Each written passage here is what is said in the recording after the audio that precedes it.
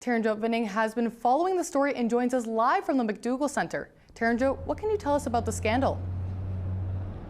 Well, Ella, things got spicy here at the McDougall Centre on Monday when Premier Danielle Smith was in town with one of her colleagues for an announcement. Instead of talking about the announcement, things quickly shifted to the scandal. This matter is now likely to be subject of legal defamation proceedings. I will not be commenting about it further. Political jousting is underway in the province as Premier Danielle Smith has come under some scrutiny after footage was leaked of her talking to Calgary street pastor Artur Pawlowski, who has been charged with criminal mischief and many other cases. There's been a great deal of inaccurate, misleading, and likely defamatory reporting about my discussions with justice officials regarding amnesty for COVID prosecutions. I have been clear that neither I nor anyone within my staff have contacted any Crown prosecutors, as has been alleged. The provincial election is just weeks away, and many candidates are either vying for re-election or dropping from the race. Since the scandal came to light, Premier Smith has now filed a defamation lawsuit against CBC for its articles on the subject matter.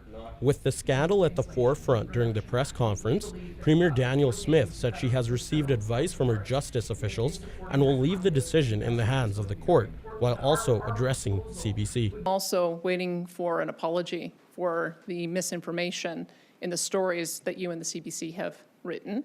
And as I mentioned, I seek advice of my justice officials on a variety of issues. That is their job, to give me advice.